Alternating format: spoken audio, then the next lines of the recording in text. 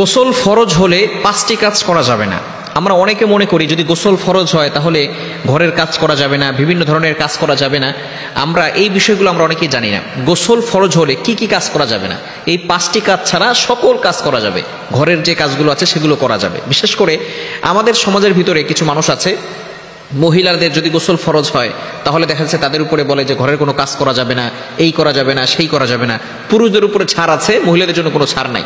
বিশেষ করে এই ফতুয়াগুলো মুরব্বী, ঘরের যে মুরব্বী আছে, শ্বশুর শাশুড়ি, এরাই দিয়ে থাকে। খবরদার, 5টি কাজ গোসল ফরজ হলে 5টি কাজ করা যাবে না। নাম্বার 1, 1 নাম্বার হচ্ছে মসজিদে অবস্থান করা যাবে না।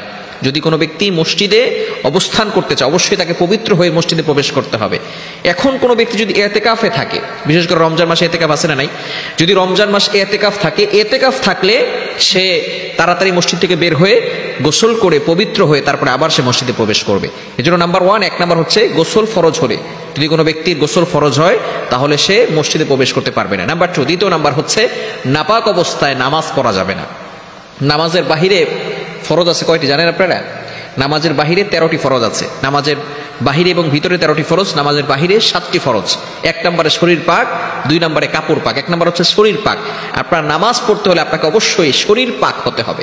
শরীর পাক না হলে কিন্তু নামাজ আদায় হবে না। যদি শরীর নাপাক থাকে, আপনার গোসল ফরজ হয়েছে, শরীর যদি নাপাক থাকে, নামাজ পড়বেন, কিয়ামত পর্যন্ত নামাজ পড়লো সেই নামাজ কবুল হবে না।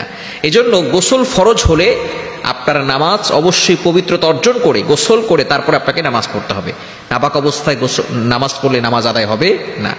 3 নাম্বার, গোসল ফরজ হলে 3 নাম্বার যে কাজ করা যাবে না সেটা হচ্ছে কোরআন স্পর্শ করা যাবে না। কেননা কোরআন স্পর্শ করতে হলে অবশ্যই আপনাকে পবিত্রতা অর্জন করতে হবে।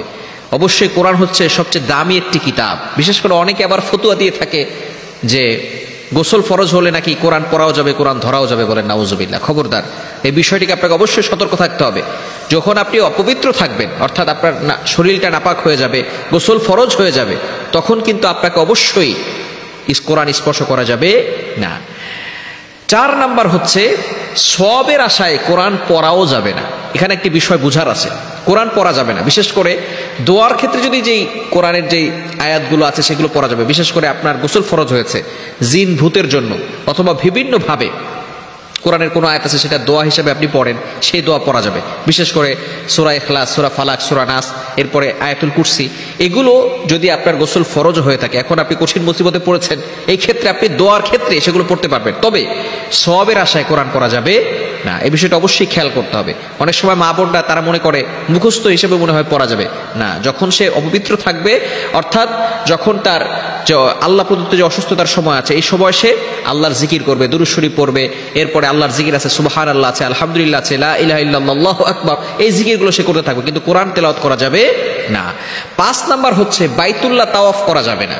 যদি কারো গোসল ফরজ হয় তাহলে বাইতুল্লাহ তাওয়াফ করা যাবে না। অবশ্যই সেখানে পবিত্রতা অর্জন করে গোসল ফরজ হলে গোসল করে তারপরে সেখানে সে কি করতে পারবে? তাওয়াফ করতে পারবে। অর্থাৎ বুঝা গেল গোসল ফরজ হলে এই 5টি কাজ করা যাবে না। এছাড়া অন্যান্য দোয়া দুরুদ বলেন, বাকি যা কিছু আছে সবকিছু করা যাবে। তবে অবশ্যই ঘরের কাজগুলো পবিত্র অবস্থায় করাই ভালো। বিশেষ করে মা বোনা যারা আছে, যদি কেউ গোসল করতে পারে নাই, দেরি হয়ে গিয়েছে, অথবা অন্য কোনো সমস্যার কারণে গোসল করতে পারে নাই, ঘরের কাজ করতে পারবে। তবে অবশ্যই পবিত্রতা অর্জন করে নেওয়া ভালো। কেননা যখনই আপনার গোসল ফরজ হয়ে যাবে, যদি আপনি তাড়াতাড়ি গোসলটা করে নেন, কোন সময় কার হায়াত শেষ হয়ে যাবে কেউ জানি না। ওয়াজাত সাকরাতুল মাউতি বিল হক যালিকা মা কুনতা মিনহু তাহিদ। কার কখন সামনে আজরাইল মালাকুল মাউত চলে আসবে কেউ সেটা জানে না। এখন আপনার গোসল ফরজ হয়ে গেছে, এই অবস্থা যদি আপনার মৃত্যু হয় তাহলে বিষয়টা কেমন হবে? এজন্য অবশ্যই সবসময় পবিত্রতা অর্জন করে থাকা ভালো, গোসল করে থাকা ভালো, পবিত্রতা অর্জন করে থাকা ভালো, ওযু অবস্থায় থাকা ভালো। ওযু অবস্থায় থাকলে অভাব আসে না, আল্লাহ তাআলা দারিদ্রতা মোচন করে দেন। এজন্য অবশ্যই আমরা সবসময় পবিত্র থাকার চেষ্টা করব। আল্লাহ তাআলা আমাদের সকলকে এই বিষয়গুলো বুঝার তৌফিক দান করেন।